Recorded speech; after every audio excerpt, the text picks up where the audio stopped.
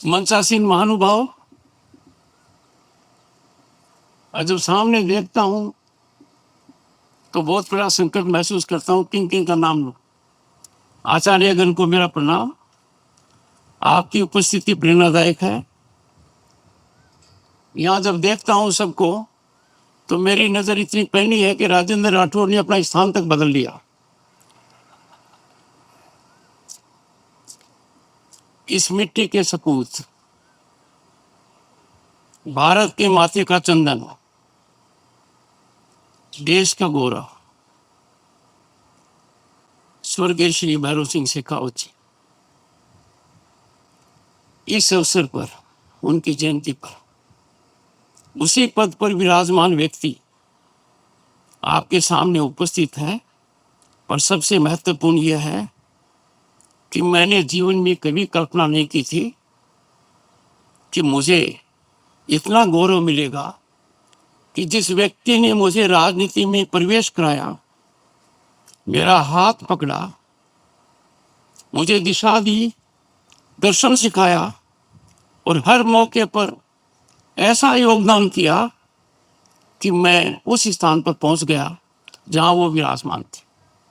इस पूरी घटनाक्रम के बहुत से लोग साक्षी हैं। मेरे जीवन में दो लोगों का बहुत बड़ा महत्व है, माननीय भैरव सिंह शेखावत जी और चौधरी देवीलाल जी। दोनों का मिट्टी से लगाव रहा है, आम आदमी से जुड़ाव रहा है, निष्कलंक उनका जीवन रहा है और दोनों ने अपने राजनीतिक जीवन में एक बहुत बड़ी पौध खड़ी की है। मैं उसका छोटा सा पत्ता हूं। मैं आज सबसे पहले भारतीय सेना के पराक्रम को सलाम करूंगा। विश्व स्तर पर एक नया मानदंड रखा गया है, शांति का ध्यान रखते हुए आतंकवाद पर चोट करना ही लक्ष्य रहा है।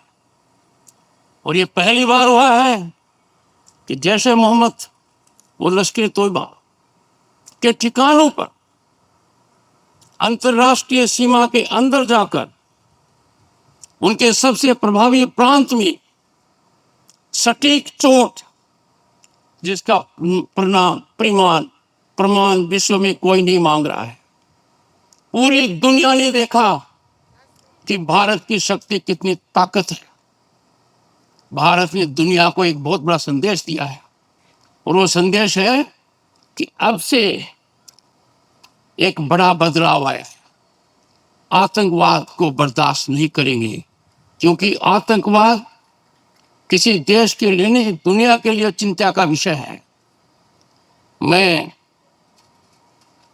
एक और बात बताना चाहता हूं। भारत ने सेना की ही लड़ाई नहीं लड़ी है, प्रधानमंत्री के नेतृत्व में एक बहुत बड़ी कूटनीतिक लड़ाई भी लड़ी है और जीती है।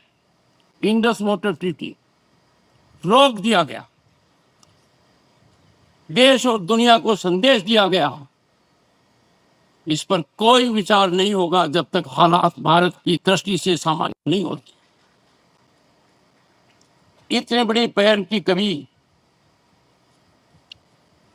न तो सोचा गया था, न विचार किया गया था। पर इसकी शुरुआत कब हुई? सबसे पहले भारत ने अपनी ताकत दिखाने के लिए राजस्थान की भूमि पर मई के महीने में पोखरण 2 किया। अटल बिहारी वाजपेयी देश के प्रधानमंत्री थे, माननीय भैरव सिंह शेखावत राजस्थान में मुख्यमंत्री, तब जाकर वो महारत हासिल हुई थी। नतीजा ये हुआ कि जब छेड़खानी हुई पहलगाम के लिए, ऐसे मौके पर हुई कि दुनिया भारत का गवाह मान रही थी। अर्थव्यवस्था में हमने बहुत बड़ी छलांग लगाई। आज हम विश्व की चौथी महाशक्ति है, तीसरी महाशक्ति बनने जा रही। और प्रधानमंत्री को जब लगा कि भारत की अस्मिता को लटकाया गया है, उन्होंने बिहार की भूमि से दुनिया को संदेश दिया और उस संदेश पर पूरी तरह खरे उतरे। दुनिया ने देखा हमारे आकाश का क्या मतलब, दुनिया ने देखा ब्रह्मोस का क्या मतलब है, दुनिया ने उस ताकत को पहचाना है। इसीलिए मैं राजस्थान की भूमि से, वीरों की भूमि से, महाराणा प्रताप की भूमि से, महाराजा सुरेंद्र की भूमि से उन सबको नमन करता हूं जिन्होंने देश के लिए ये रक्षा का काम किया है, हमारी अस्मिता को बचाया है। भैरव सिंह शेखावत के दिल और दिमाग पर हमेशा आम आदमी रहता था। मैं एक चित्र देख रहा था, बड़ा भावुक चित्र।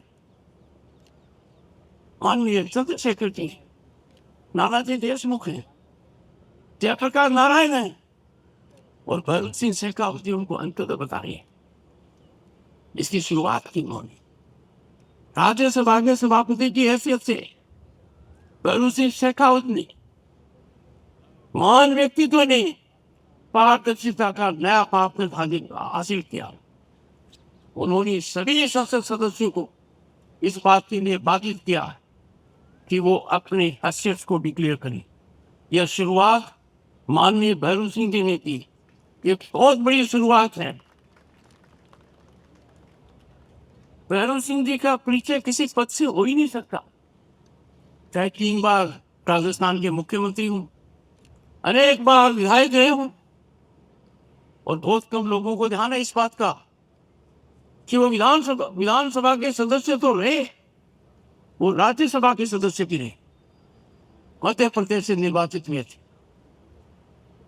जब व्यक्ति संबंधों की बात करता तो मेरे पल में वो बातें आती, मेरे जहन में आती, जहाँ माननीय भैरव सिंह जी ने, जब मैं अनिश्चय की स्थिति में था, कहा मुझसे चुनाव करना।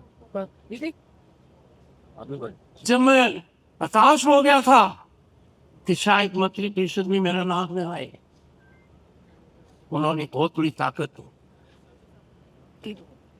पर उसके बाद कोई ऐसा वर्ष नहीं गया जब मैं उनके दर्शन करने नहीं गया।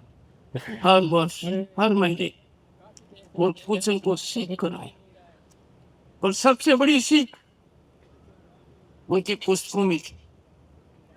And I can tell you, पुस्तकों के अलावा राजेंद्र राठौर साहब से इस बात की, किस अखबार में कब क्या छपा, किसके बारे में क्या छपा, उनका बहुत बड़ा खजाना था इस बारे। तकनीकी युग नहीं था उस समय, पर उनकी काली शैली ऐसी थी मानो वो तकनीकी उनके पास अपने से पहले आ गई थी, समय से पहले आ गई। जब मैं पुस्तकालय को देख रहा था, मुझे लगा कि उनके पुत्र ने एक बहुत अच्छा काम। मैंने फोन किया और मैंने कहा सबसे बड़ी श्रद्धांजलि स्वर्गीय भैरव सिंह शेखावत जी को एक है, और वो है पुस्तकों से प्रेम। पुस्तकों के अलावा शायद ही कोई व्यक्ति स्वतंत्र भारत में रहा होगा जिसका लोगों से इतना मिलना जुलना रहा, और हर व्यक्ति से वो सटीक बात करते थे। किसी भी वर्ग का व्यक्ति हो, मिलाप डांडिया जी हैं, जैन साहब बैठे हैं, और मुझे सतीश श्रीवास्तव जी भी दिखाई दे रहे थे।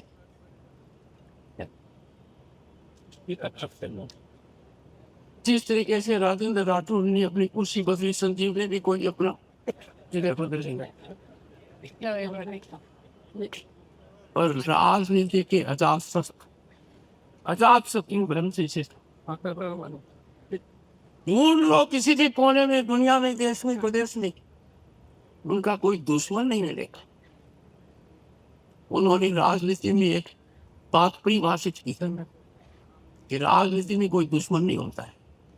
आज के नेतृत्व को हर दल के अंदर ये बात सीखने की आवश्यकता है कि जो उच्चतम मापदंड माननीय भैरव सिंह जी ने स्थापित किया, अभिव्यक्ति का,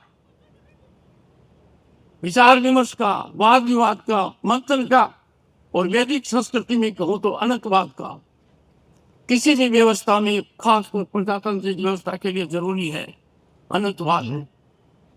उन्होंने हर बार देखा। 5 साल तक राजस्थान की विधानसभा में वो मुख्यमंत्री थे, मैं प्रतिपक्ष का विधायक। उनका दिल प्रतिपक्ष के लिए पसीजता था। प्रतिपक्ष के हर सदस्य को यह अनुभव था कि मुख्यमंत्री हमारा कातिल। हम कोई बात व्यक्ति से कहेंगे या जाहिर कहेंगे तो उसका निर्णय सकारात्मक रूप से होगा। ये वो वटवर्क्स है जिसके नीचे सब कुछ टूटता ही रहा है। जो कहावत है उसको गलत साबित किया है। Bhairu Singh Shekhawat has turned out to be a banyan tree, contrary to perception। ये कितने लोगों को उन्होंने नेता बनाया। मुझे बहुत अच्छा लगता है कि जब वो राष्ट्रपति की हैसियत से देश के किसी भी कोने में जाता हूँ और एक कहता हूँ कि जो मेरे पास है वो किसी और उपराष्ट्रपति के पास नहीं रहा, क्योंकि मेरी शुरुआत, मेरी अंगुली पकड़ी, मेरा हाथ पकड़ा, मुझे मार्गदर्शन किया, मुझे दर्शन सिखाया, मुझे राजनीति का ज्ञान दिया, जनता की सेवा के लिए लालायित किया, मैं उसी स्थान पर पहुंच गया। और आज के दिन सबसे बड़ा अलंकरण मेरे जीवन का क्या हो सकता है? तो आज मैंने मेरे महासचिव को कहा कि माननीय भैरू सिंह जी की स्मृति में पुस्तकालय का लोकार्पण हो रहा है, मैं क्या करूं? तो उन्होंने कहा और मैं भी करने जा रहा। संविधान सभा ने जिस संविधान पर दस्तखत किए, हिंदी और अंग्रेजी में किए, एक एक प्रतिलिपि, आधिकारिक प्रतिलिपि मैं इस पुस्तकालय को भेज सका हूं।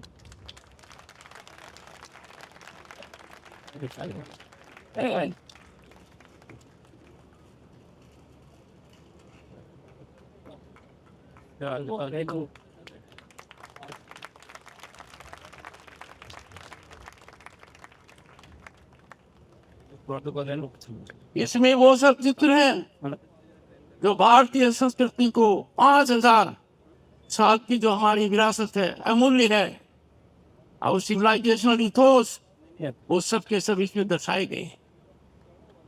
हर व्यक्ति ने दस्तखत किए हैं।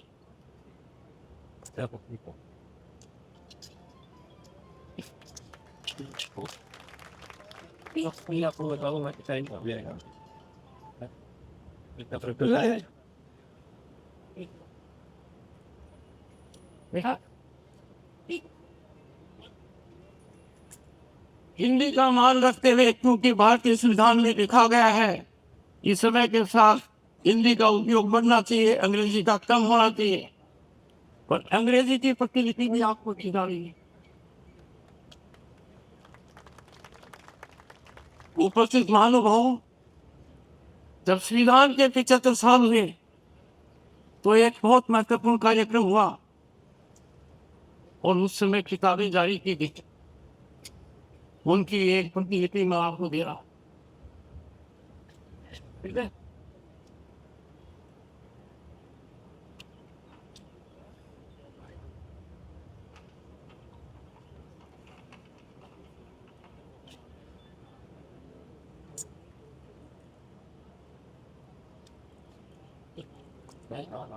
उस समय एक ऐतिहासिक पल भी आया और एक कॉमेमोरेटिव पोएम जारी किया गया।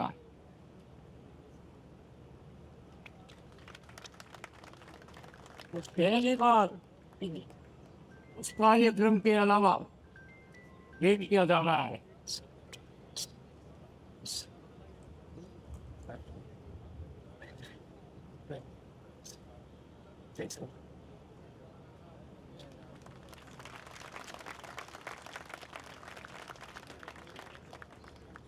ये व्यक्ति की सबसे बड़ी खास बात यह है कि जब राज्यसभा में उनका अंतिम दिन था सभापति की हैसियत से, इसने क्या कहा, क्या विचार व्यक्त किए, क्या क्या अनुभव साझा किए गए। देश के सर्वोच्च पद पर बैठे हुए हर राजनीतिक दल के नेता के मुंह से एक ही बात नहीं, आप बेमिसाल हैं, आपका कोई मुकाबला नहीं। आपने सबको एक नजर से देखा है।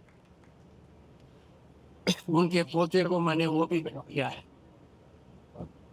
पर भारतीय संसद की जो लाइब्रेरी है, खजाना है, उससे इस लाइब्रेरी को हम लिंक करेंगे।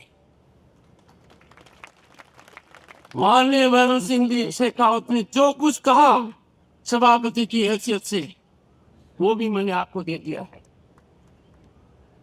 राज्यसभा सेक्रेटेरिएट इस बात का ध्यान देगा कि हर परिस्थिति में जो भी व्यक्ति इस पुस्तकालय में आए वो देख पाएगा सही मायने में माननीय भैरव सिंह जी का क्या योगदान रहा है देश के लिए, प्रांत के लिए और विश्व के लिए। समय की पाबंदी को ध्यान में रखते हुए मैं क्षमा प्रार्थी हूँ कि मेरे सामने वो लोग बैठे हैं जिनका नाम मुझे लेना चाहिए।